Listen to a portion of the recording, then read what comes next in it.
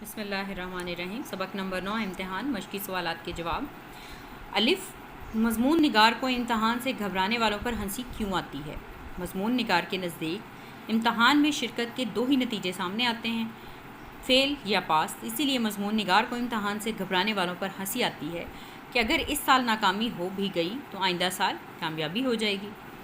بے سوال جو ہے، جوں جوں امتحان کے دن قریب آتے جاتے مضمون نگار کے دوستوں اور ہم جماعتوں کا کیا حال ہوتا؟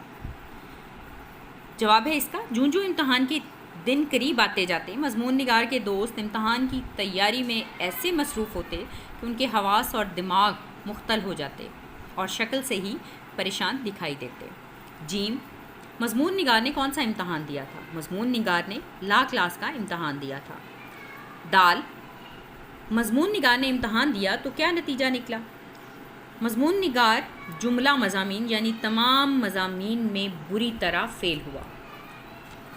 واو، مضمون نگار کے والد نے کس طرح اسے تسلی دی؟ والد صاحب سمجھتے تھے کہ میرے بیٹے نے بہت محنت کی لیکن ممتحنوں کے پرچوں کی صحیح جانچ پڑتال نہیں کی۔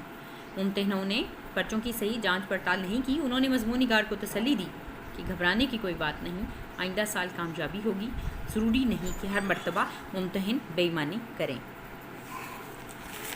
سوالوں کے جواب ہو گئے۔ اس کے بعد جو ہے مشکل الفاظ، تراکیب، ان کے معنی میں نے پہلے ہی معنی جو ہیں وہ آپ کو تمام پچھلے جو ہیں وہ لیکچر میں بتا دیے ہیں۔ واحد الفاظ کی جمع: امتحان امتحانات، خیال خیالات، مشغلہ مشاغل، وکیل وکلا، ممتحن ممتحنین، تدبیر تدابیر، مضمون مضامین۔ اعراب ہے تو دہم کلاس کا، لیکن سوال جو ہے وہ نحم میں نہیں آئے گا، لیکن آپ اس کو تلفظ جو ہے وہ ادائیگی بہتر ہو جاتی ہے۔ حواس، ہے اور واو دونوں پہ زبر آ جائے گی۔ مختل، گڑبڑ جس کا معنی تھا مختل، میم پہ پیش، خے ساکن، تے پہ زبر، لام ساکن۔ مشغلہ، غین پہ زبر، میم پہ زبر، شین ساکن۔ مستغرق، میم پہ پیش، سین ساکن، تے پہ زبر، غین ساکن، رے پہ زبر اور قاف ساکن، مستغرق۔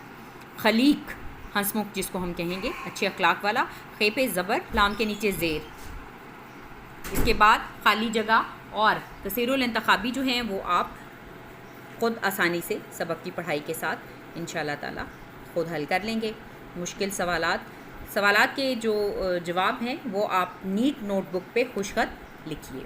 السلام علیکم۔